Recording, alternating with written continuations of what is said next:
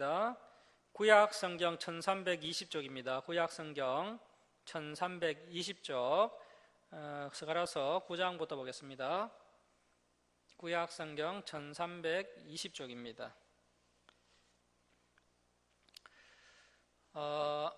많은 학자들이 이 스가랴서를 구약의 계시록이다 하면서 어려워하고 있는데요. 사실 그렇게 어려운 성경책은 아닙니다. 배경만 알면 쉽습니다. 이 스가랴서는 책망이 없습니다. 선지자는 보통 책망을 하는데 이 스가랴서에는 책망이 없습니다.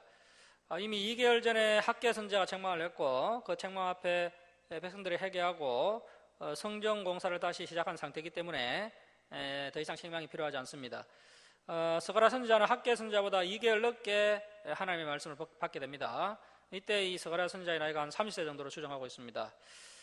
구약 성경 1320쪽 스가랴 9장 9절부터 보시겠습니다. 시온에 따라 크게 기뻐할지어다.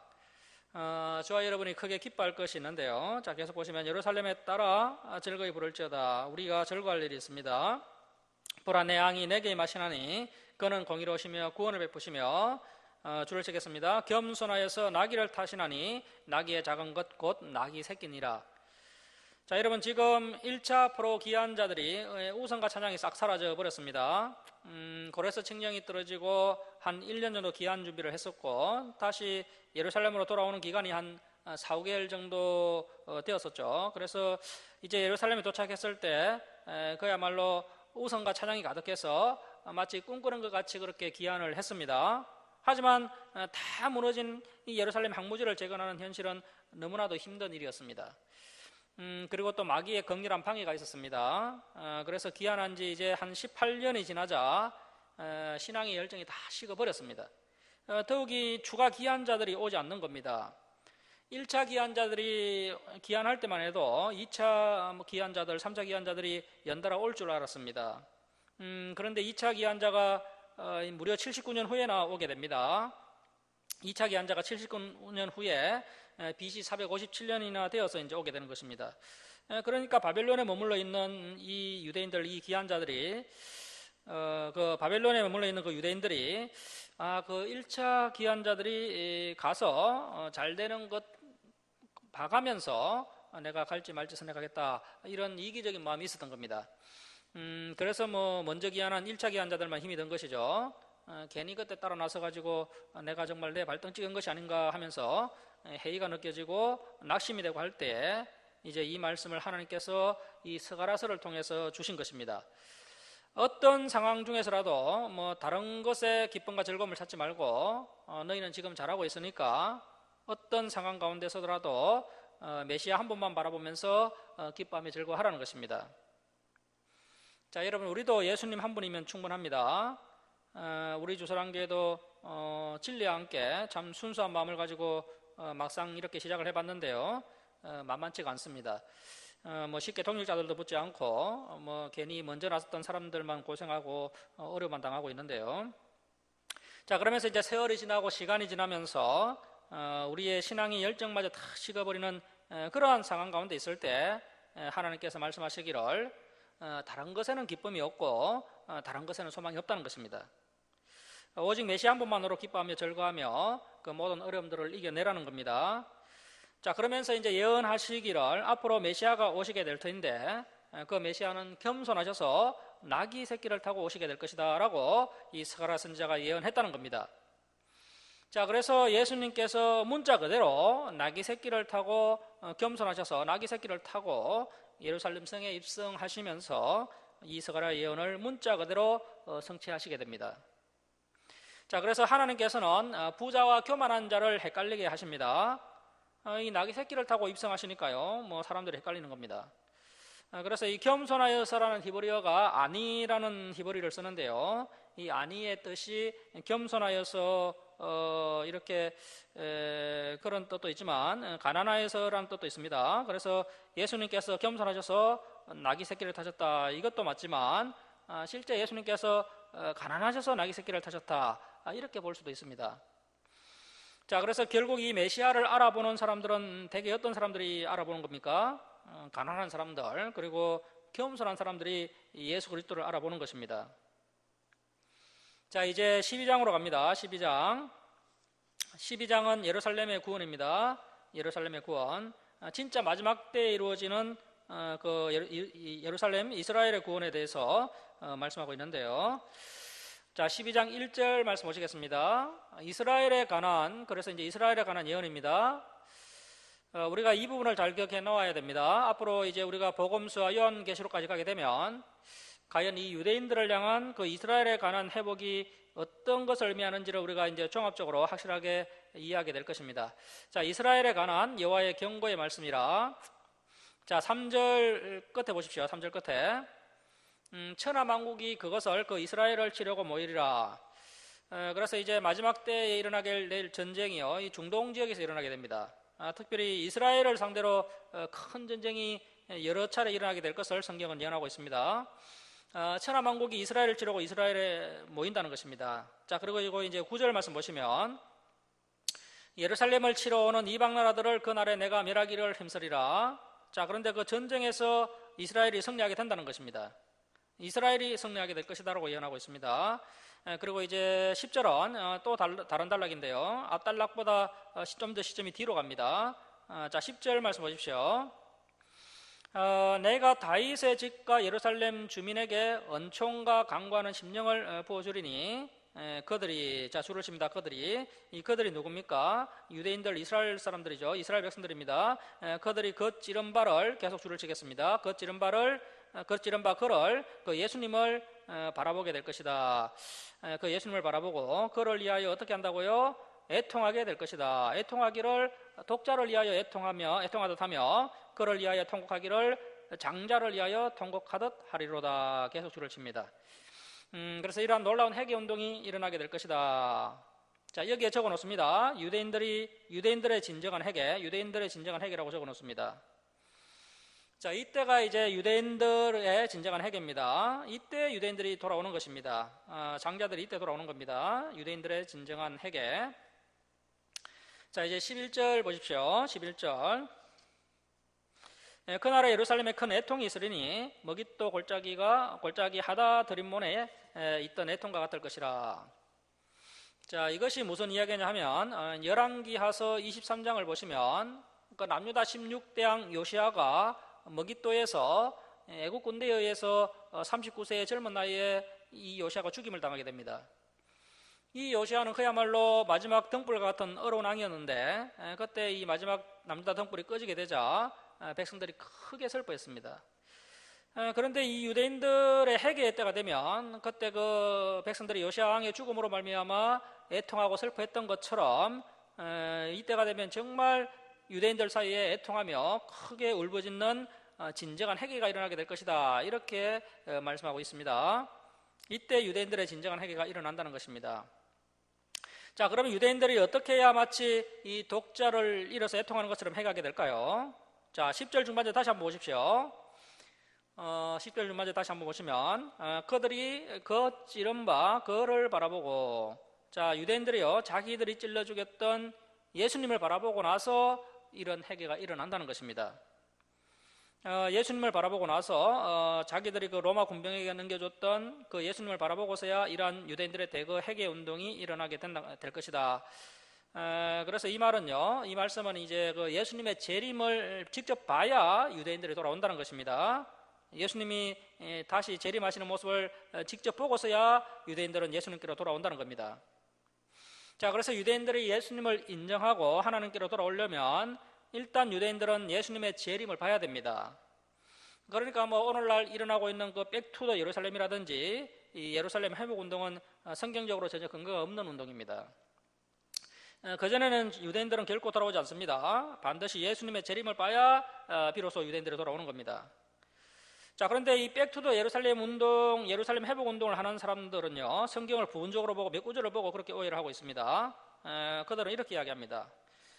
일본의 젊은이들이 일어나고 그리고 한국의 부흥의 세들이 일어나게 될 것이고 그들이 또 북한의 젊은이들을 일으켜서 그 중국의 젊은이들과 함께 저 중앙아시아를 넘어서서 이 아나톨리아를 지나서 백투더 예루살렘에서 온 열방이 예수님을 영접하고 그 부흥의 세대들이 아멘 주 예수의 오시옵소서 그렇게 할 때 비로소 예수님께서 오신다는 겁니다. 그때 예수님께서 재림하신다는 겁니다. 자, 하지만 성경에는 어떻게 예언되어 있습니까? 예수님께서 말씀하시기를 내가 다시 재림할 때 과연 믿는 자를 보겠느냐 그렇게 말씀하셨고, 바울 사도도 마지막 시대가 되면 배도 배교하는 시대가 있게 될 것이다 라고 예언하고 있는데, 그러한 전체적인 맥락을 살펴보지 못하고 부분적인 구절을 가지고 이렇게 오해를 하고 있다는 겁니다. 자, 더 무서운 것은요, 온 열방 사람들이 지지하면서 인정하면서 아멘 주 예수의 오시옵소서라고 받아들인 존재는요, 성경을 보면요 바로 적그리스도입니다. 적그리스도가 그렇게 등장을 하게 됩니다. 그래서 예루살렘 회복운동은 오순절 운동과 결탁을 해서 전혀 방향이 맞지 않는 쪽으로 우리 그리스도인들의 에너지를 소비하게 만듭니다. 결국에는 진리로부터 멀어지게 만드는 사탄의 계략이죠. 아주 조심을 해야 됩니다. 자, 그래서 여러분, 예루살렘은 회복되지 않습니다. 예수님께서 재림하신 이후에 예루살렘이 회복됩니다. 이렇게 성경은 우리에게 분명히 이야기하고 있다는 겁니다. 자, 이 이야기는요 서가라만 이렇게 이야기한 것이 아니고요 예수님께서도 말씀하셨습니다. 우리 잠깐 한번 살펴보도록 하겠습니다. 마태복음 23장 39절 한번 보십시오. 마태복음 23장 39절, 신약성경 41쪽입니다. 여기 표를 해놓고 신약성경 41쪽에 마태복음 23장 39절 한번 펴시기 바랍니다. 마태복음 23장 39절 한번 펴십시오. 신약성경 41쪽입니다. 마태복음 23장 39절입니다. 내가 너희에게 너희 유대인에게 이르노니 이제부터 너희 유대인들은 자 주를 칩니다. 찬송하리로다 주의 이름으로 오시는 이여 할 때까지 자 누구를 보지 못한다고요? 나를 예수님을 알아보지 못하리라 하시니라. 자, 찬송하리로다 주의 이름으로 오시는 이여 할 때까지 예수님을 알아보지 못하리라. 이게 무슨 뜻입니까? 유대인들은 예수님이 재림하실 때까지 예수님이 메시아이신 것을 알아보지 못한다는 겁니다. 예수님이 재림하시기 전에는 극소수의 유대인들만 돌아옵니다. 요한계시록까지 성경을 전체적으로 보면요 예수님의 재림이 있고 성도들의 휴거가 있으면 인류 역사가 끝이 난다라고 알고 있지만 우리가 요한계시록을 면밀하게 살펴보면 성도들의 휴거가 있고 또 예수님의 재림이 있고 난 다음에도 역사가 계속해서 진행되고 있는 것을 볼 수가 있습니다. 성도들의 휴거가 먼저 일어나고 휴거받은 성도들과 함께 예수님이 재림을 하여서 이제 천년왕국 시대가 돌아가게 되고요. 천년왕국 끝쯤에 가서 이제 곡과 마곡의 전쟁이 일어나면서 인류 역사가 정말 끝이 나게 되는 것입니다. 그래서 예수님 재림 이후에도 이제 역사는 상당히 지속된다고 요한계시록은 이야기하고 있다는 것입니다. 그래서 이때 성도들의 휴거와 예수님의 재림이 함께 연결되어서 일어나게 됩니다. 그래서 성도들의 휴거와 예수님의 재림을 이렇게 연결되어서 일어나게 되는데 그때서 유대인들이 이제 이방인 기독교인들을 불허하게 된다는 것입니다. 오늘날 유대인들은요 결코 기독교인들을 불허하지 않습니다. 지금 유대인들이 이 전 세계의 불을 다 거머쥐고 이 세상 권력을 가지고 있는데 뭐가 부럽겠습니까? 그런데 이제 이방 교회 성도들이 마지막 때에 이제 한꺼번에 휴거받는 놀라운 사건이 이제 전 지구적으로 일어나게 되고 그때서야 이 유대인들이 이방인 기독교인들을 불허하게 되고 시기하게 될 것입니다. 그 이후에 이제 바울 사도가 이야기한 것처럼 그들이 하나님의 품으로 돌아오게 된다는 것입니다.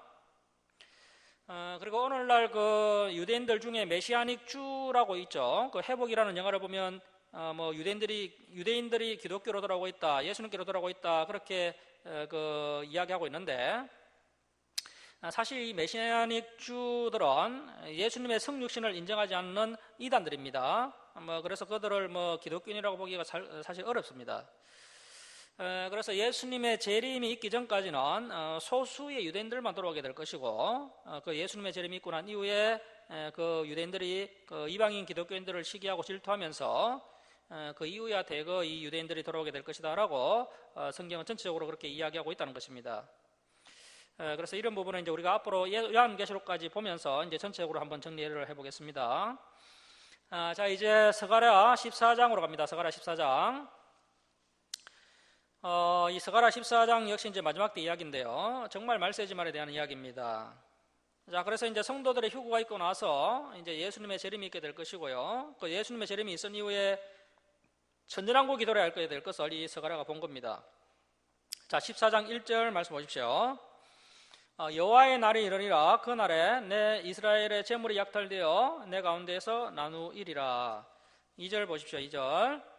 내가 이방 나라들을 모아 예루살렘과 싸우게 하리니. 자, 이렇게 이제 마지막 시대가 되면 될수록 중동 지역에서는 대규모 전쟁들이 여러 차례 발생하게 됩니다. 요한계시록에 기록된 전쟁만 해도 총 4번의 큰 전쟁이 예루살렘을 중심으로 일어나게 될 것을 성경은 분명하게 이야기하고 있습니다. 자, 4절 말씀 보십시오. 그날에 자, 줄치고 발표하겠습니다. 그 예수님의 발이 예루살렘 앞 곧 동쪽 감난산에 서실 것이요. 자, 여러분 그 예수님이 성천하신 장소가 어디였습니까? 감난산이었죠. 특별히 감난산 동쪽 기석 그 베다니에서 성전하셨거든요. 예수님께서 내가 올라간 모습으로 다시 올 것이다 이렇게 말씀하셨는데 이 스가랴가 예수님께서 재림하시는 장소를 본 겁니다. 예수님께서 감난산 기석 베다니에 서시게 될 것을 본 것입니다. 그리고 그 예수님께서 재림하실 때 큰 지진이 일어나게 될 것이다. 자, 그래서 계속 보시면 감난산은 그 한가운데가 동서로 갈라져 매우 큰 골짜기가 되어서 산 절반은 북으로 절반은 남으로 옮기고 그래서 이제 이 말씀 때문에 유대인들은 초라한 모습으로 오신 그 초림주 예수님을 인정하지 않고 있습니다. 자, 우리 기독교인들은 예수님이 이미 철임하셨고 재림의 모습으로 이렇게 오게 될 것이라고 우리가 믿고 있지만 유대인들은 이 본문을 가지고 메시아는 아직까지 오지 않았고 메시아는 이렇게 오게 될 것이다 이렇게 이제 성경을 보는 겁니다. 하지만 저와 여러분은 이미 예수님은 초림하셨고 메시아는 초림하셨고 이 본문은 재림을 예언한 것이다라고 이렇게 성경을 보고 있죠. 하지만 유대인들은 이 본문을 보고 이제 메시아가 아직 오시지 않았고 감난산에 앞으로 오실 것으로 알고 있기 때문에 유대인들이 감난산에다가 무덤을 쓰고 있는 것입니다. 유대인들이 감난산에서 이제 메시아가 오실 것으로 생각하고요, 빨리 부활하려고 이렇게 이제 감난산에 이제 무덤을 쓰고 있는 것이죠. 유대인들은 이 장면을 초림으로 보는 것이고 우리는 재림으로 보는 겁니다. 자, 예수님께서 감난산에서 이제 재림하게 될 것이다라고 말씀하고 있고요. 자, 5절 중반절 보십시오. 자, 4절 끝에 큰 지진이 있었죠. 자, 5절 중반절 보시면요, 큰 지진이 일어났기 때문에 자, 유다왕 우시야 때 지진을 피하여 도망하던 것 같이 하리라. 자, 그 큰 지진이라면 이제 어떤 일이 일어납니까? 자, 줄을 치겠습니다. 나의 하나님 여호와께서 임하실 것이요. 자, 혼자 임합니까? 어떤 사람들과 함께 임합니까? 자, 모든 거룩한 자들이 주와 함께 하리라. 그래서 이 성경을 보면 이제 성삼위 하나님의 교리가 나오고 있는 것을 볼 수가 있습니다. 예수님이지만 또 하나님이시고 여호와시다 이런 표현들이 계속해서 뒤섞여 나오는 것을 볼 수가 있고요.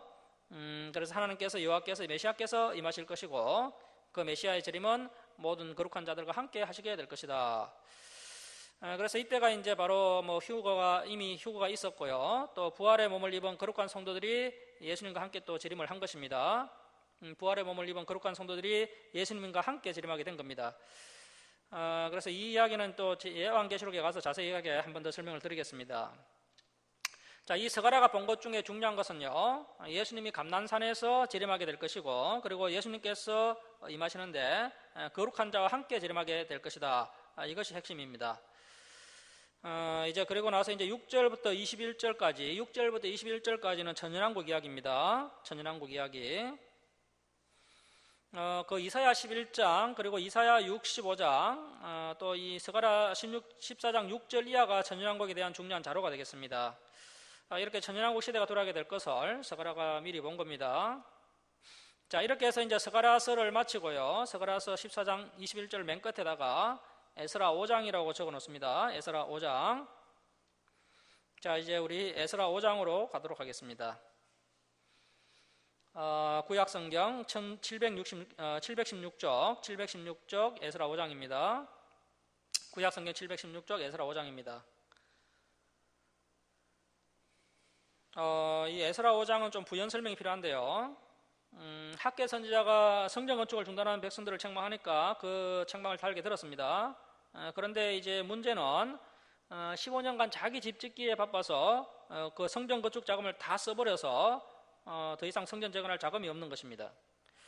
그래서 이제 총독 스루바벨이 고민 끝에 페르시아로 언조를 받으러 갑니다. 스루바벨이 언조를 받으러 갔더니요, 마침 그때 페르시아 황제가 페르시아 제4대 황제 다리우스 히스타페스 1세 황제였습니다. 이 다리우스 히스타페스 1세와 유대 왕족 출신인 이 스룹바벨이 함께 어릴 때 함께 공부를 했었다라는 그런 전성이 있습니다. 그래서 아마 이제 이 스룹바벨과 다리우스 히스타페스 1세는 서로 잘 아는 사이였던 것 같습니다. 그래서 이 다리우스 히스타페스 1세가 믿을 만한 대학자가 오니까 무척 반가워했다는 겁니다. 그런데 그때 마침 페르시아 지혜자 이 모사를 뽑는 심포지엄이 페르시아에 열리게 됩니다. 심포지엄에 1등한 사람에게는 황제가 무엇이든지 하사하겠다. 그래서 스룹바벨이 그 심포지엄에 참여를 하게 되고, 이때 황제가 내걸었던 문제가 세상에서 가장 강한 것은 이라는 문제였습니다. 자, 그래서 이제 최종적으로 이제 3명이 선발되게 되는데요. 이제 첫 번째 사람은 술이 가장 강하다. 그리고 두 번째 사람은 왕이 가장 강하다. 이렇게 연설을 하게 됩니다. 그리고 이제 세 번째 스룹바벨이 진리가 가장 강하다고 하면서 아주 수준 높은 강의를 하게 됩니다. 이러한 이야기가 그 요세푸스에 나와 있습니다. 그렇게 해서 이제 스룹바벨이 열강했던 내용이 이제 요세푸스 제2권 18쪽에 나와 있습니다. 그래서 그것을 제가 한번 읽어드리겠습니다. 스룹바벨은 여인의 힘과 진리의 이대성에 대해서 아래와 같이 지론을 폈다. 술도 강하며 만인이 복종하는 왕도 강하나 여인이 이 둘보다 더 강합니다. 왕을 이 세상에 나오게 한 자는 여인이기 때문입니다.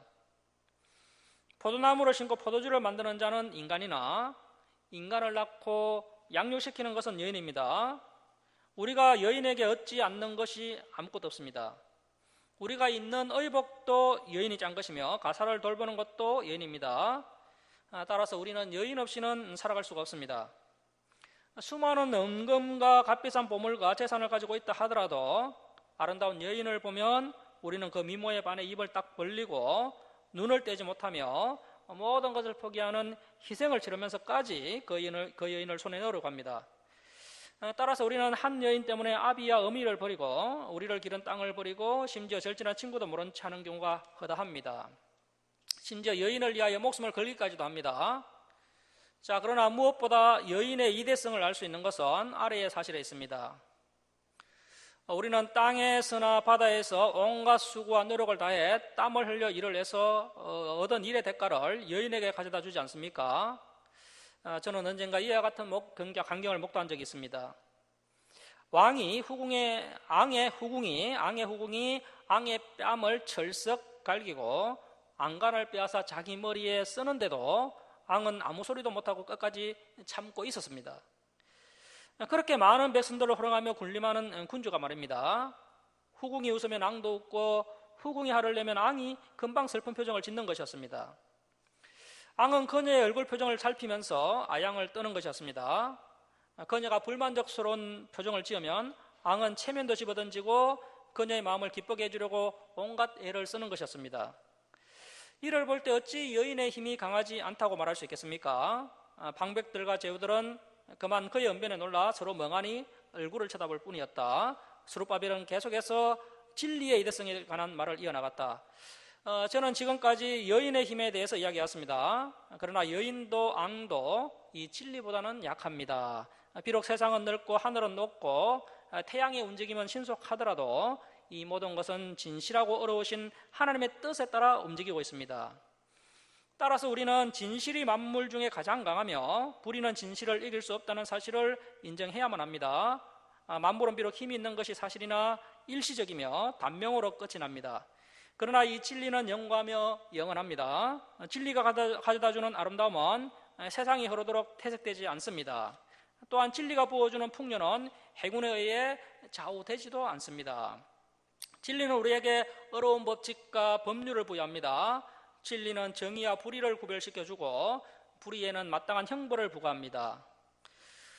스룹바벨이 이와 같은 말을 마치자 그 자리에 있던 모든 자들이 큰 소리로 그가 가장 지혜롭다고 지혜롭게 이야기했다고 하면서 진리만이 불변의 힘을 가지고 있으며 결코 쇠약하지 않는 것임을 인정하였다.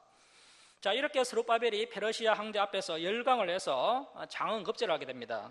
자, 그래서 이제 페르시아 황제가 너는 내게 구하라, 무엇이든지 주겠다. 이때 페르시아 황제가 이 스룹바벨이 자신의 7 모사 중에 한 명이 되어서 자기 곁에 있어주지 않겠나, 이런 기대를 가지고 물었을 텐데, 이 스룹바벨이 이야기하기를 왕이시여 성전 건축 자금을 좀 지원해 주십시오. 그래서 이 다리우스가 매우 섭섭하게 이제 생각했을 것입니다. 하지만 백성들 앞에 이미 약속을 했으니까 이 소원을 들어주게 됩니다. 그래서 이제 당시 페르시아 황제는 인도에서 에티오피아까지 127도를 다스리는 왕 중의 왕이었습니다. 그래서 이제 페르시아 황제의 언조를 받아서 스룹바벨이 성전을 다시 재건할 수 있게 됩니다. 자, 이제 에스라 5장을 보도록 하겠습니다. 에스라서 5장을 보도록 하겠습니다. 자, 5장 1절 말씀 보십시오. 선지자들 곧 선지자 학개와 이도의 손자 스가랴가 이스라엘의 하나님의 이름으로 유다와 예루살렘에 거주하는 유다 사람들에게 예언하였더니, 그래서 이제 우리가 이 학개서와 스가랴서를 이미 살펴본 것이죠. 자, 2절 말씀 보십시오.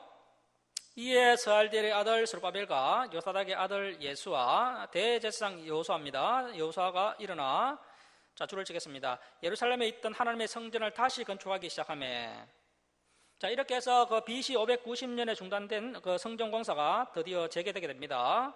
자, 다시 건축하기 시작하며 하나님의 선지자들이 함께 있어 그들을 돕더니, 그래서 이제 학개서라가 그들과 함께 있어 그들을 도왔습니다. 자, 3절 말씀 보십시오.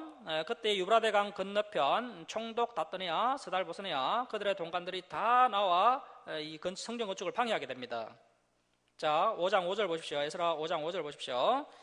하나님이 유다 장로들을 돌보셨으므로 그들이 능히 공사를 막지 못하고 이 일을 다리오에게 아뢰고 그 답장이 오기를 기다렸더라.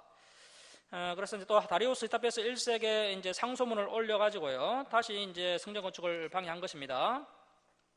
자, 6절 말씀 보십시오. 유브라데 강 건너편 총독 다떠네아 스달보스네아 그들의 동관인 유브라데 강 건너편 아바닥 사람이 다리오 왕에게 올린 글의 초본은 이러하니라. 자, 이렇게 이제 7절 이하에 또 상소문의 초본이 기록되어 있습니다. 자, 17절 말씀 보시면요, 상소문의 마지막이 이렇게 기록되어 있는데요. 17절 보십시오.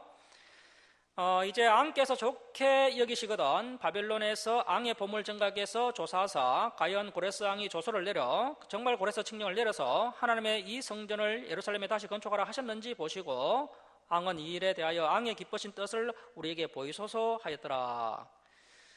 이렇게 이제 다떠네아 스달보스네가 성전 건축을 방해하기 위해서 다리우스 황제에게 상소문을 올리게 됩니다. 자, 이제 6장으로 갑니다. 6장 1절 말씀 보십시오. 이에 다리오 왕이 조서를 내려 문서 창고, 그래서 이제 다리우스 히타페스 1세가요 스룹바벨을 언주해서 성전 공사가 다시 시작되었지 않습니까? 그런데 이제 지방에서 이렇게 자꾸 상소문이 올라오니까 막 신경이 쓰이는 겁니다. 그래서 이제 그 조서 내용대로 한번 이 고레스 왕이 내린 이 공문서, 이 고레스 칙령을 한번 찾아보게 합니다. 자, 계속 보시면 곧 바벨론의 보물을 쌓아둔 보물 정각에서 조사하게 하여 조사해 봤더니, 자, 2절 말씀 보십시오. 메데도, 그 메디아도 앙메다, 이 앙메다가 메디아의 수도입니다. 앙메다 궁성에서 한 2마리를 찾았으니, 자, 고레스가 내린 고레스 칙령 공문서를 드디어 발견하게 됩니다. 자, 3절 말씀에 고레스 왕 언년에 조서를 내려 이르기를 예루살렘에 있는 하나님의 성전에 대하여 이르노니, 그 3절부터 5절까지가 고레스 칙령 공문서 내용입니다. 자, 이렇게 다리우스 히타페스 1세가 이 고레스 칙령 공문서를 발견하게 됩니다. 그러면서 이제 자기 친구가 하는 일이 상당히 합법적인 일이라는 것을 이제 이 왕이 확신을 하게 된 것이죠. 자, 그래서 6절 보십시오. 6절. 이제 유브라데 강 건너편 총독 다떠네아 스달보스네아 너희 동관 유브라데 강 건너편 아바삭 사람들은 그곳을 멀리하여 하나님의 성전 공사를 절대 막지 말고 유다 총독과 장로들이 하나님의 이 성전을 제자리에 건축하게 하라. 자, 8절 중반절 보십시오. 왕의 재산 곧 유브라데 강 건너편에서 거둔 세금 중에서 그 경비를 이 사람들에게 끊임없이 주어 그들로 멈추지 않게 하라. 오히려 너희가 세금을 줘서 성전 건축 경비를 조달해 주어라. 자, 그리고 9절 보십시오. 또 그들이 필요로 하는 것 곧 하늘에 하나님께 드릴 번제에 수송하지와 순양과 어린 양과 또 밀과 소금과 포도주와 기름을 예루살렘 제사장의 요구대로 어김없이 날마다 주어 10절입니다. 그들이 하늘의 하나님께 향기로운 제물을 드려 페르시아 왕과 앙자들의 생명을 위하여 기도하게 하라.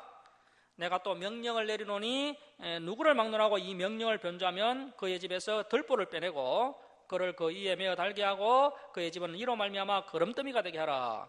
만일 왕들이나 백성이 이 명령을 변조하고 손을 들어 예루살렘 하나님의 성전을 헐진대 그곳에 이름을 두신 하나님이 그들을 멸하시기를 은하노라.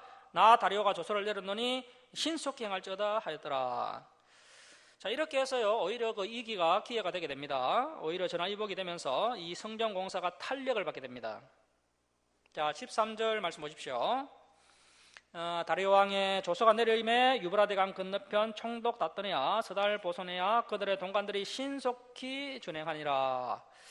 이 성전 공사를 방해하려고 했다가 오히려 혼쭐나게 됩니다. 자, 14절 말씀 보십시오. 유다 사람의 장로들이 선지자 학계와 이또의 손자 스가랴의 건면을 따랐으므로 성전 건축하는 일이 형통한지라. 이스라엘의 하나님의 명령과 바상 고레스와 다리오와 아닥 사스다의 조서를 따라. 그래서 이 예루살렘 귀한 공동체를 도와준 대표적인 왕이죠. 고레스와 다리우스 타페스 1세와 그 다음에 아닥 사스다, 이 세 왕이 유대 귀한 공동체를 도와준 대표적인 왕들인데요. 여기 화면 PPT 화면 보시면요, 그 페르시아의 제1대 황제가 고레스, 역사서에는 키루스라고 나와 있고요. 그 다음에 이제 4대 황제가 다리우스 디타페스 1세, 그 다음에 이제 6대 황제가 아닥사스다 1세. 이 세 명의 왕이 그 유대인 그 귀한 공동체를 도와준 대표적인 왕들입니다. 고레스는 고레스 칙령을 내려서 1차 귀환을 시켜준 왕이고, 그 다음에 이 다리우스 디타페스 1세는 우리가 앞에서 본 것처럼 성전 재건을 도와준 왕이고요. 그리고 제 6대 황제 아닥사스다는 성전 공사는 관계가 없지만 2차, 3차 귀환자들을 귀환시켜준 왕이 6대 황제 아닥사스다 1세입니다. 그래서 우리가 이 세 왕을 좀 기억해 놓으면 좋겠습니다. 이스라엘을 도와준 세 명의 왕입니다. 그래서 바사와 고레스와 바사왕 고레스와 다리오 왕 또 아닥사스다의 조서를 따라 성전을 건축하며 일을 끝내되, 자, 언제 성전 건축이 끝난 겁니까? BC 516년 12월 3일에 끝을 냅니다. BC 516년 12월 3일. 자, 그러면 이제 성전이 언제 불탔습니까? BC 586년에 성전이 불탔다가 BC 516년에 성전이 재건된 겁니다. 그래서 이제 BC 586년 빼기 BC 516년 하면요, 이 성전도 정확하게 70년 만에 회복이 되게 됩니다. 이스라엘 백성들이 바벨론의 포로로 끌려갔다가 다시 귀환한 것도 70년 만에 귀환을 했고요. 성전 재건도 70년 만에 재건이 된 것입니다. 자, 이제 우리 16절 말씀 함께 읽겠습니다. 자, 시작. 이스라엘 자손과 제사장들과 레위 사람들과 기타 사로잡혔던 자의 자손이 즐거이 하나님의 성전 봉헌식을 행하니. 자, 16절 하반절 즐거이 하나님의 성전 봉헌식을 행하니 줄을 쳐놓고요, 이렇게 우선순위를 바로 하니까요 이제 신앙생활이 즐거워지는 겁니다. 자, 17절 말씀 보십시오. 하나님의 성전 봉헌식을 행할 때에 수소 100마리와 순양 200마리와 어린 양 400마리를 드리고, 또 이스라엘 지파의 수를 따라 숨년소도 12마리로 이스라엘 전체를 위하여 속죄제를 드리고, 솔로몬 성전 봉헌식 드릴 때와는 너무나 대조적입니다. 인간이 봤을 때는 너무 초라해 보이는다는 겁니다. 그런데 하나님이 보셨을 때는 이 스룹바벨 성전 역시도, 그리고 이 성전 건축에 동참한 이 백성들이 노력과 헌신이 상당히 이 성전 건축에 동참한 이스라엘 백성들의 그 노력과 헌신을 하나님께서 상당히 또 가치 있게 귀하게 여기셨다는 것입니다. 자, 그리고 이제 19절 말씀 보십시오. 19절. 그 사로잡혔던 자의 자손이 첫째 달 그 14일에 유월절을 지키되 12월 달에 성전 봉헌식을 하고 1월 달에 유월절을 지켰다는 겁니다. 그리고 이제 22절 보십시오. 22절. 즐거움으로 1해 동안 무교절을 지켰으니 이는 여호와께서 그들을 즐겁게 하시고 또 아수르 왕의 마음을 그들에게 돌려. 자, 페르시아 왕이 아수르도 통치하고 있는 것이죠. 여기서 이제 페르시아 왕이라고 이렇게 기록을 했으면 더 좋았지만 뭐 아수르 왕이라고 해도 뭐 별 문제될 것이 없습니다. 왜냐하면 이거 지금 이 페르시아가 전체 나라를 다 다스리고 있기 때문에요. 뭐 아수르 왕이라고 해도 뭐 크게 달라질 것이 없습니다. 자, 아수르 왕의 마음을 그들에게 돌려 이스라엘의 하나님이신 하나님의 성전 건축하는 손을 힘있게 하도록 하셨음이었더라. 여기까지가 이제 에스라 1부입니다. 에스라 1부. 에스라 1부가 이 여간에 이제 에스더 사건이 있게 됩니다. 자, 그래서 여기 22절 끝에다가 에스더서라고 써 놓으시고요. 에스더서라고 써 놓으시고 우리 에스더서를 살펴보도록 하겠습니다. 우리 에스더까지 보고 오늘 마치도록 하겠습니다. 자, 이제 구약성경 750쪽 에스더서를 보도록 하겠습니다. 구약성경 750쪽입니다. 에스더서 보도록 하겠습니다. 구약성경 750쪽에 에스더서입니다. 자, 여기 PPT 화면 보실까요? 화면 한번 보시면요. 페르시아 황제들 한번 보시면 페르시아 제1대 황제가 고레스인데요. 세계사에서는 키루스라고 소개되고 있고요. 고레스 칙령으로 1차 기한자들을 기한시킨 고마운 왕이 되겠습니다. 그 다음에 이제 이 감비테스 2세는 칼을 꼽으려고 했는데 허벅지에 잘못 꼽아서 허무하게 죽은 왕이 되겠습니다. 그리고 이제 3대 황제는 포시도 스메르디스, 이제 가짜 스메르디스고요. 세계사에서는 바르디아라고 이야기하는 인물이 되겠습니다. 그 다음에 이제 4대 황제는 다리우스 히타페스 1세인데요. 성전 재건을 도와준 왕이죠. 그런데 이 왕이 이제 역사적으로 봤을 때는 좋지 않은 왕입니다. 아주 전쟁을 많이 일으켰던 왕입니다. 그 스키티아 전쟁, 그리고 또 마라톤 전쟁을 일으켰고요. 그래서 이제 그 전쟁을 일으켰다가 그리스와의 전쟁에서 아주 대패를 하고 시런시런 앓다가 죽음을 맞이한 황제입니다. 그 다음에 제5대 황제 아수에로가 이제 본서 에스더서에 등장하는 왕인데요. 에스더의 남편이죠. 이 왕은 아주 변덕이 심하고 아주 무서운 인물입니다. 역사서에서는 크세르크세스라고 이야기하고 있습니다. 그래서 이 아버지 4대 왕 다리우스 테페스 1세를 닮아서요. 이 5대 황제 아수에로도 전쟁강입니다. 전쟁강. 이 아수에로도 그리스와의 전쟁을 계속 일으키는데요. 그 유명한 데모필레 전쟁, 또 플라타리아 전쟁, 플라미스 해전을 일으켰지만 결국 그리스와의 전쟁에서 패배하게 됩니다. 이 에스더의 남편 아수에로가 일으켰던 전쟁을 영화한 것이 그 300인이라는 영화입니다. 여러분 혹시 300인 영화 보셨어요? 그것이 이제 이 에스더의 남편이 일으킨 전쟁입니다. 그 4대, 5대 황제가 전쟁왕이었고요. 이때가 역사적으로 봤을 때 또 페르시아가 가장 강성한 최전성기 시대였습니다. 자, 이 크세르크세스가 전쟁을 계속해서 하다가요, 결국에는 그리스에게 대패하고, 그때 마지막에 이제 암살당해서 비참한 최후를 맞이하게 되었다고 합니다. 자, 그리고 이제 6대 황제가 아닥사스다 1세, 이 황제가 이제 아르타크세르크세스고요.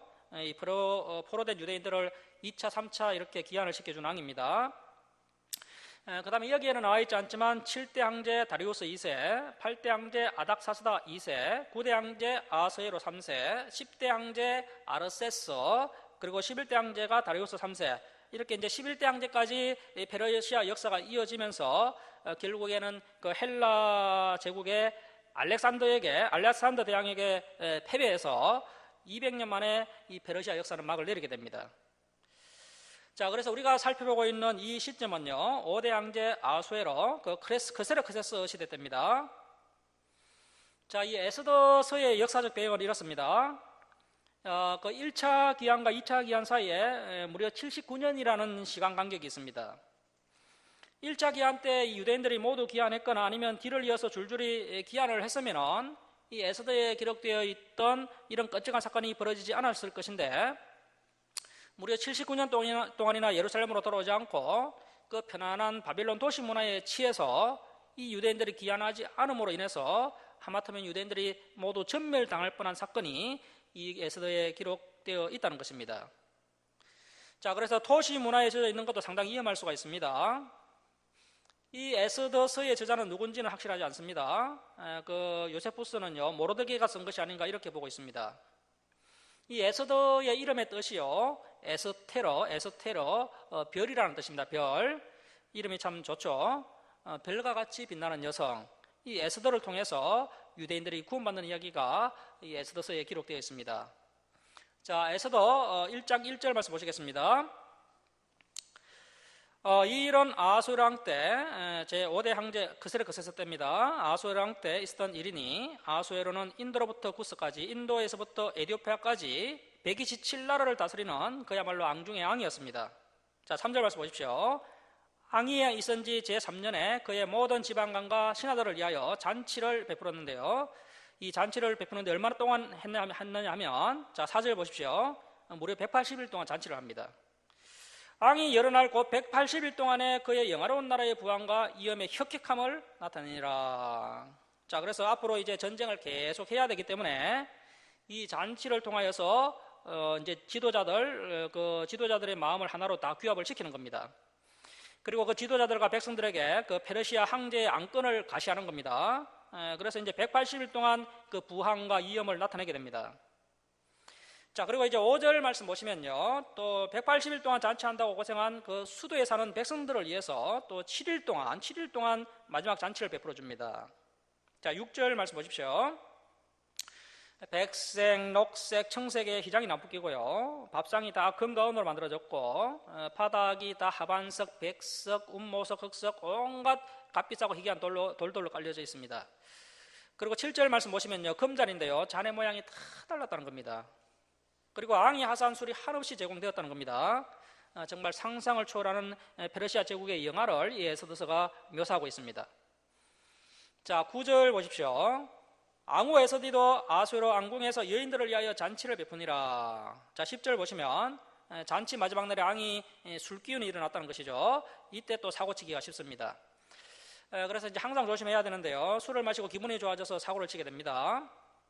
자, 11절 말씀 보시면 그 잔치 마지막 날에 백성들 앞에 이 앙후의 아름다움을 자랑하고 싶었다는 것이죠. 그런데 12절 보십시오. 12절. 그 앙후가요, 아이고 저 양반이 또 술 먹고 애적하노 하면서요, 악명 따르기를 싫어했다는 겁니다. 그래서 왕이 진노해서 마음속이 불붙어 했더라는 것이죠. 이 왕이 진노한 상태이기 때문에 이 모사들이 눈치를 보면서 이 왕의 마음을 맞추어 주게 됩니다. 그래서 7 모사들이 이제 마음을 모아서 왕의 마음을 맞추어 주게 되는데요. 자, 16절 보십시오. 16절 보시면 머무간은 이제 7 모사 중에 한 명인데요. 아마도 가장 막내 모사가 아닌가 싶은데요. 다른 이제 선배 모사들이 눈치를 주니까 어쩔 수 없이 이제 막내 머무간이 황제 입장에서 이야기를 하게 됩니다. 자, 우리 17절, 18절 함께 읽겠습니다. 자, 시작. 아수에로 왕이 명령하여 앙후 에스더를 청하여도 오지 아니하였다 하는 앙후의 행위의 소문이 모든 여인들에게 전파되면 그들도 그들의 남편을 멸시할 것인즉 오늘이라도 바사와 메대의 기부인들이 앙후의 행위를 돕고 왕의 모든 지방관들에게 그렇게 말하리니 멸시와 분노가 많이 일어나리이다. 자, 이렇게 이제 철저히 아수에로 왕의 신기를 건드리지 않기 위해서 이제 황제 입장에서 이 모사가 이야기하고 있습니다. 자, 그러면서 이제 19절 말씀 보시면 19절 보시면 왕이 만일 좋게 여기실진데 이 아스디가 다시는 왕 앞에 오지 못하게 하는 조서를 내리십시오. 이렇게 해서 이제 아스디 앙후가 폐위를 당하게 됩니다. 자, 그리고 그 앙후의 자리를 그보다 나은 사람에게 주소서. 이렇게 모사가 이야기하니까 뭐 잠시 황제의 마음이 아주 시원해지게 됩니다. 자, 20절 말씀 보십시오. 왕의 조서가 이 강대한 정국에 반포되면 기천을 막론하고 모든 여인들이 그들의 남편을 존경하리이다 하니라. 이 사람들이 여성을 몰라도 이렇게 모릅니다. 이렇게 한다고 뭐 여성들이 남편을 존경하지 않거든요. 자, 21절 말씀 보십시오.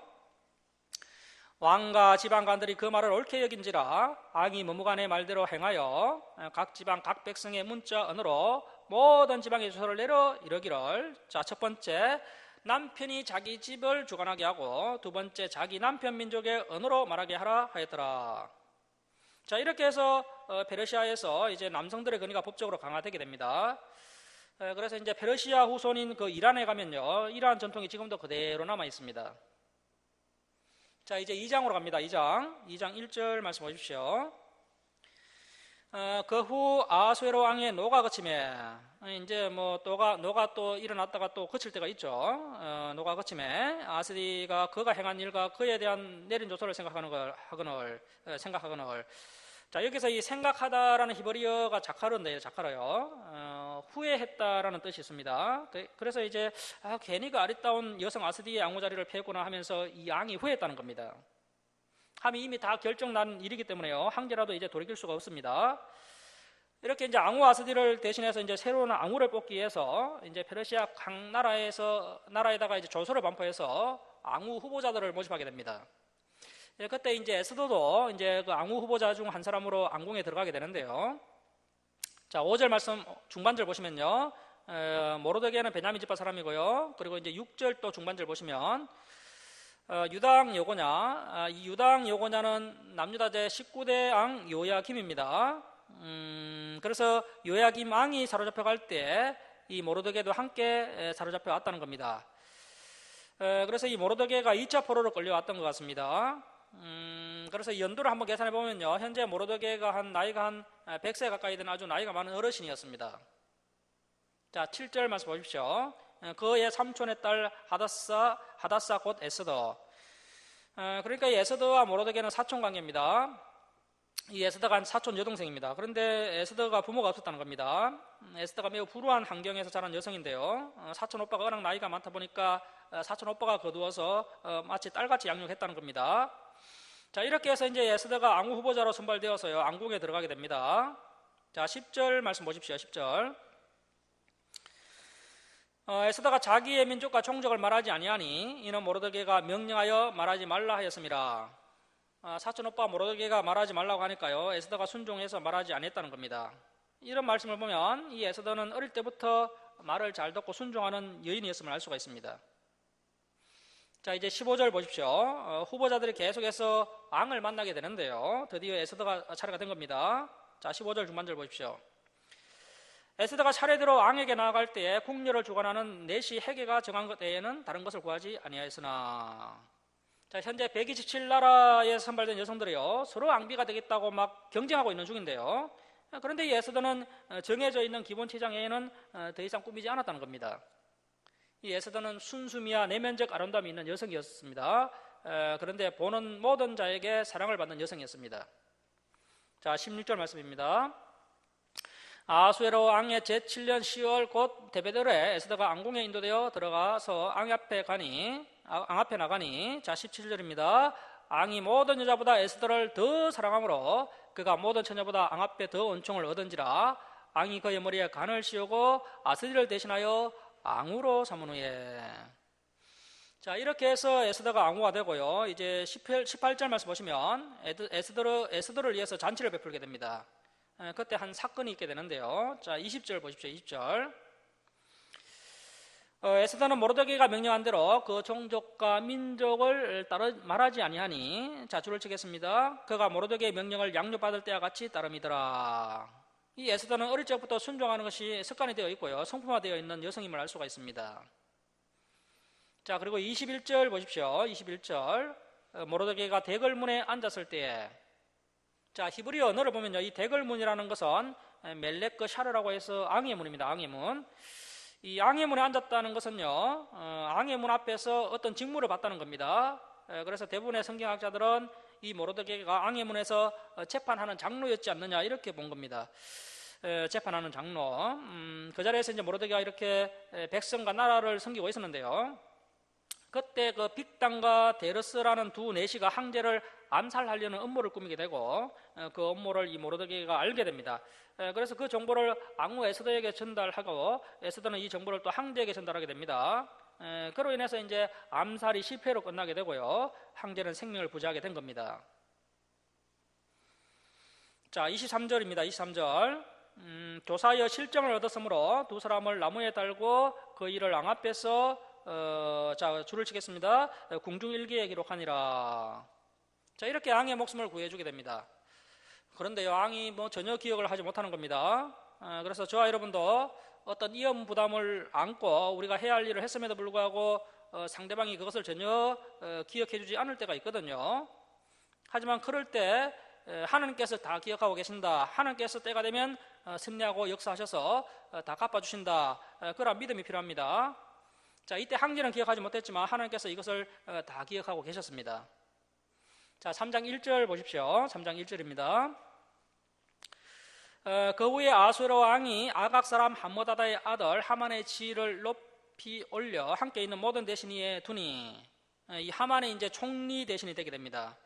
그래서 총리 앞에 모든 신하들이 무릎을 꿇고 엎드려서 절을 하게 되는데요. 그런데 2절 끝에 보시면요, 이 모르드게는 꿇지도 아니하고 절하지도 아니하니.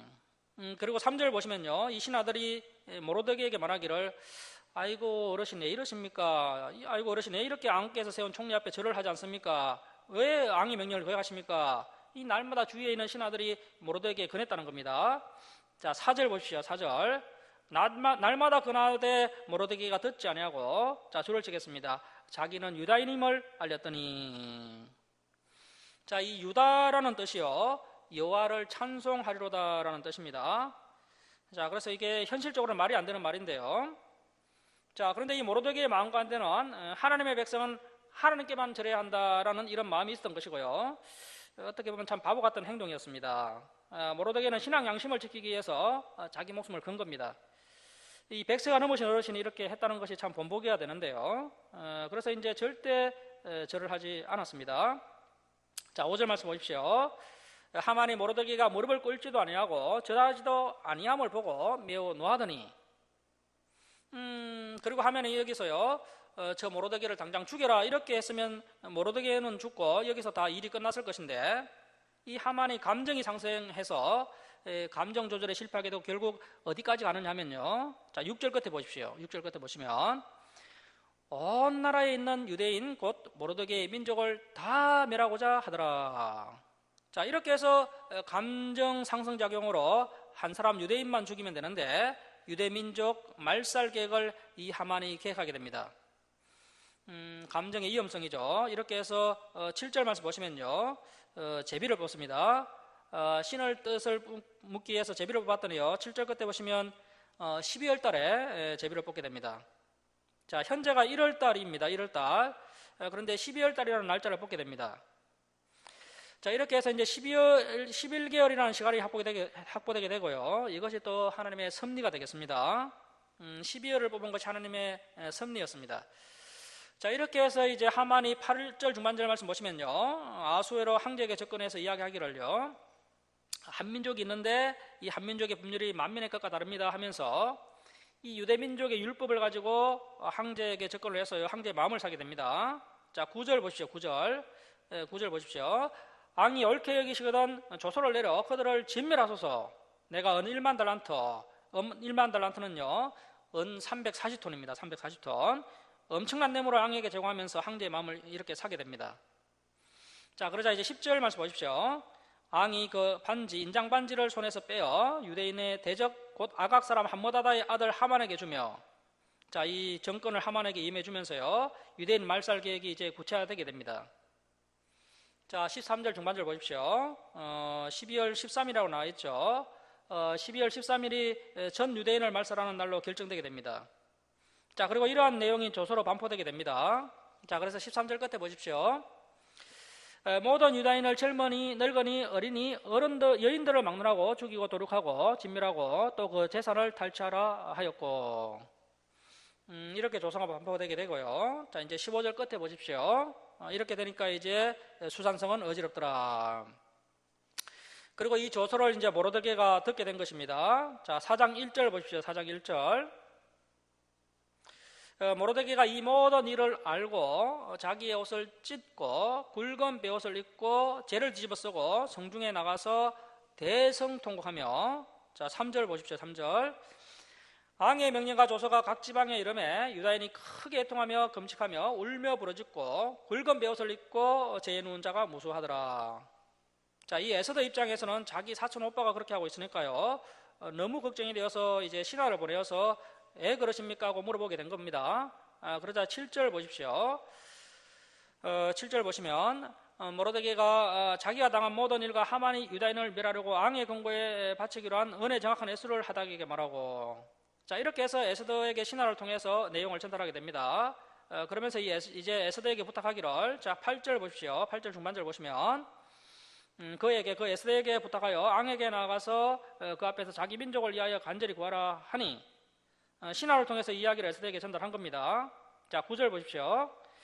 하닥이 돌아와 모르드게의 말을 에스더에게 알림해 에스더가 하닥에게 이르되 너는 모르드게에게 전하기를 앙의 신하들과 앙의 각 지방 백성이 다 알거니와 남녀를 막론하고 부름을 받지 아니하고 안뜰에 들어가서 앙에게 나가면 오직 죽이는 법이요. 그래서 이제 항제의 부르심이 없이 항제에게 나가면 페르시아 법률을 위반하는 것이고요. 그때 잘못하면 죽게 된다는 겁니다. 그러나 그때 이제 허락을 받지 않고 나온 그 사람은 그 사람에게 앙이 금지팡이를 내밀어야 살 수가 있는 것이 이 페르시아의 법률이었다는 겁니다. 자, 11절 중반절 계속 보십시오. 앙이 그자에게 금규를 내밀어야 살 것이라. 이제 내가 부름을 입어 앙에게 나가지 못한 지가 이미 30일이라 하라 하니라. 자, 그래서 유대 민족을 위해서 황제에게 나아가 간청을 하려면 에스더 입장에서는요, 이제 반드시 죽음을 각오해야 하는 그런 상황입니다. 자, 그래서 이제 11절 말씀 보면 이제 에스더가 약간 머뭇거리는 것 같습니다. 그래서 12절 말씀 보십시오. 그가 에스더의 말을 모르드게에게 전하매, 자, 13절 말씀 보십시오. 이제 모르드게가 화가 나서 뭐라고 하느냐면, 모르드게가 그를 지켜 에스더에게 해답하되, 너는 앙궁에 있으니 모든 유다인 중에 홀로 목숨을 건지리라 생각하지 말라. 이 머뭇거리는 것이 느껴지니까요, 사촌 오빠가 음하게 책망을 합니다. 자, 14절 말씀 보십시오. 이때 내가 만일 잠잠하여 말이 없으면 유다인은 다른 데로 말미암아 노인과 구원을 얻으려니와 너와 내 아버지 집은 멸망하리라. 자, 줄치고 발표합니다. 네가 앙후의 자리를 얻은 것이 이때를 위함이 아닌지 누가 알겠느냐 하니, 이렇게 이제 모르드게가 돌직구를 날립니다. 자, 15절 보십시오. 에스더가 모르드게에게 대답하여 이르되 당신은 가서 수산에 있는 유다인을 다 모으고 나를 위하여 금식하되 밤낮 3일을 먹지도 말고 마시지도 마소서. 나도 나의 심려와 더불어 이렇게 금식한 후에 규례를 어기고 앙에게 나아가리니. 자, 줄치고 발표하겠습니다. 죽으면 죽으리다. 죽으면 죽으리다. 여기가 에스더서의 클라이막스입니다. 이미 승리한 것이죠. 누구든지 자기 목숨을 구원하고자 하면 이럴 것이요, 누구든지 나와 복음을 위하여 자기 목숨을 잃으면 구원하리라. 죽으면 죽으리다. 이미 여기서 승리한 겁니다. 자, 17절 말씀 보십시오. 모르드게가 가서 에스더가 명령한 대로 다 행하니라. 온 유대인들이 이제 3일 동안 금식을 합니다. 자, 이제 5장 1절입니다. 5장 1절. 제 3일에 안 그래도 아리따운 여성인데요, 3일을 금식하니까 더 아름다워집니다. 제 3일에 에스더가 앙후의 예복을 입고 앙궁 안뜰 곧 어전 맞은편에 서니 앙이 여전에서 전문을 대하여 앙자에 앉았다가 이제 아주 드라마틱한 장면이 나오는데요. 드라마틱한 아주 장면이 나옵니다.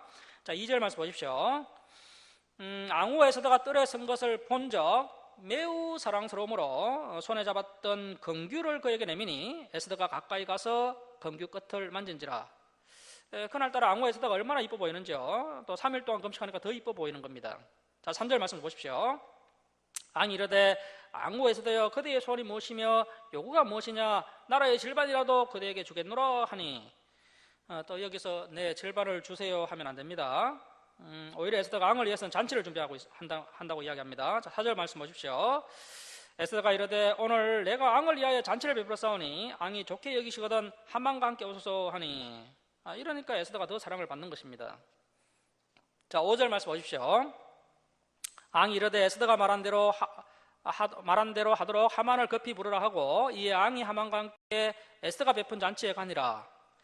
잔치에 술을 마실 때 앙이 에스더에게 이르되 그대의 소촉이 무엇이뇨 곧 허락하겠노라. 그대의 요구가 무엇이뇨 나라의 절반이라 할지라도 시행하겠노라 하니.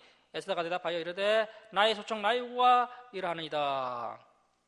내가 만일 앙의 목전에서 은혜를 입었고 앙이 내 소청을 허락하시며 내 요구를 시행하기를 좋게 여기시면 내가 앙과 하만을 위하여 베푸는 잔치에 또 오소서. 내일은 앙의 말씀대로 하리이다 하니라. 너무 중요한 일이기 때문에 아주 주도 면밀하게 이 황제의 마음을 얻으려고 노력하는 지혜로운 에스더의 모습이 기록되어 있습니다. 자, 그러면서 이제 9절 말씀 보십시오. 9절. 그날 하만이 마음이 기뻐 즐거이. 자, 에스더가 베푼 잔치에서요, 아주 만족하면서 하만이 나오는데요, 모르드게가 대문 문 앞에 엎드려져 있는 겁니다.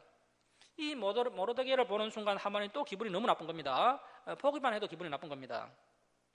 자, 10절 말씀 보십시오. 참고 집에 들어와서 사람을 보내어 그의 친구들과 그의 아내 세레스를 청하여 또 하만이 자기 자랑에 몰두합니다. 자, 11절 말씀 보십시오.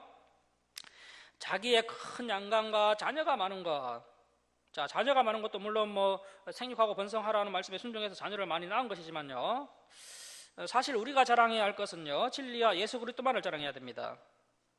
교회에 와서 이런 자랑하면요, 주위에 상처받는 사람들이 생기게 됩니다. 그런데 이 하만은 성숙하지 못한 사람이라서 이런 것들로 자랑을 하면서 즐거움을 담는 겁니다.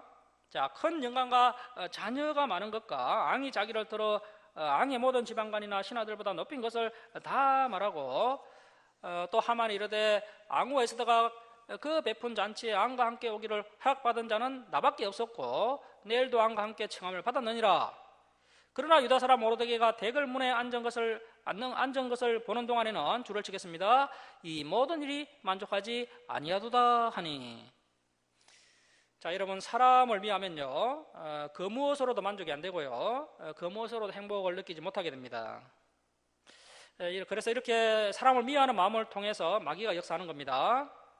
그래서 이 분노의 감정이라든지 또 음란의 마음이라든지 또 어떤 미워하는 마음, 이러한 생각들이 생기면요, 빨리 털어버리고 말씀을 채워야 되지, 그것을 계속 품고 있으면 우리의 삶에 마귀가 역사하게 됩니다. 자, 14절 말씀 보십시오. 14절.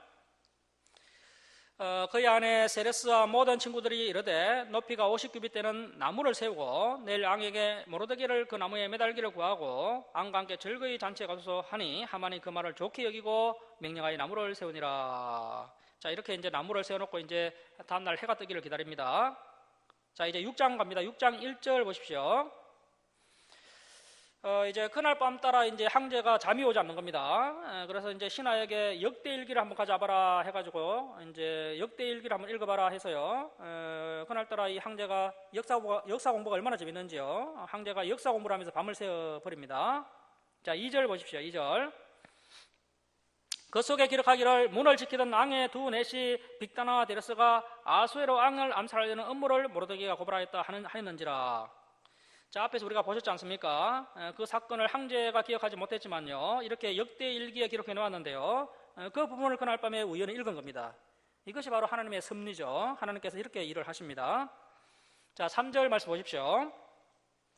앙이 이르되 이 일에 대해 무슨 종기와 간작을 모르드게에게 베풀었느냐 하니 척건 신하들이 대답하되 아무것도 베풀지 아니하였나이다 하니라.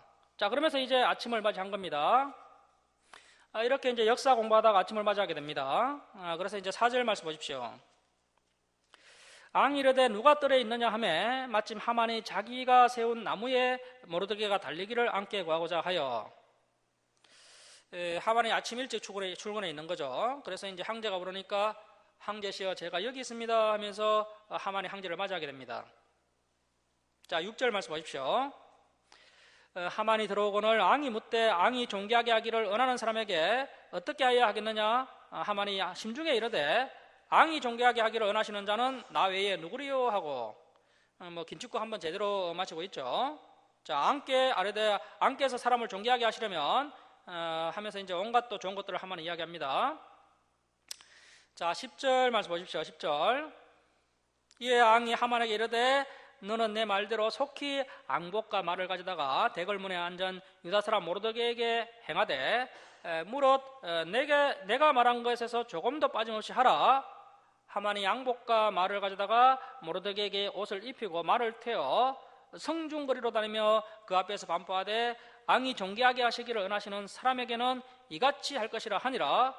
모르드게는 다시 대궐문으로 돌아오고 하만은 번뇌하여 머리를 싸고 급히 집으로 돌아가서 자기가 당한 모든 일을 그의 아내 세레스와 모든 친구에게 말하며 그중 지혜로운 자와 그의 아내 세레스가 이르되 모르드게가 과연 유다 사람의 후손이면 당신이 그 앞에서 굴욕을 당하기 시작하였으니 능히 그를 이기지 못하고 분명히 그 앞에 엎드러지리다. 아직 그 말이 그치지 아니하여서 앙의 내시들이 이르러 하만을 데리고 에스더가 베푼 잔치에 빨리 나가니라. 자, 7장 1절입니다. 앙이 하만과 함께 앙후 에스더의 잔치에 가니라. 앙이 둘째 날 잔치에 술을 마실 때 이제 세 번째로 황제가 묻습니다. 다시 에스더에게 물어 이르되 앙후 에스더여 그대의 소책이 무엇이냐 곧 허락하겠노라. 그대의 요구가 무엇이냐 곧 나라의 절반이라 할지라도 시행하겠노라.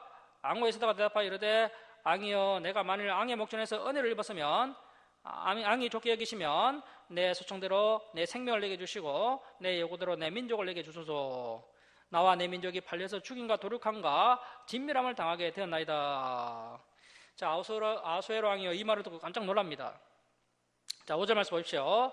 아수에로 왕이 앙후 에스더에게 말하 이르되 감히 이런 일을 심중에 품은 자가 누구며 그가 어디 있느냐 하니 에스더가 이르되 이 대적과 원수는 이 악한 하만이니이다. 자, 이 에스더가요 끝까지 유대인임을 밝히지 않았기 때문에요 사촌 오빠의 말에 이렇게 순종해서 그 입을 지키고 있었기 때문에 이런 놀라운 역사가 일어날 수 있었던 것입니다. 이 악한 하만이니이다 하니 하만이 앙과 앙후의 앞에서 두려워하거늘 앙이 노아에 일어나서 잔치 자리를 떠나 앙궁 후원으로 들어가니라. 하만이 일어서서 앙후 에스더에게 생명을 구하니 이는 앙이 자기에게 벌을 내리기로 결심한 줄 알미더라. 앙이 후원으로부터 잔치 자리에 돌아오니 하만이 에스더가 앉은 걸상이 엎드렸거늘 앙이 이르되 저가 궁중 내 앞에서 앙후를 강간까지 하고자 하는가 하니 이 말이 앙의 입에서 나오매 무리가 하만의 얼굴을 싸더라. 자, 10절입니다. 모르드게가 매달려 한 나무에 하만을 다니 앙의 노가 그치니라. 그래서 이제 우리가 여기서 잠언서 26장 27절 한번 보시면요, 제가 한번 읽어드리겠습니다. 함정을 파는 자는 그것에 빠질 것이요 도를 굴리는 자는 도리어 그것에 치리라. 이렇게 해서 하만이 죽음을 맞이하게 됩니다. 자, 이제 8장 1절입니다. 8장 1절.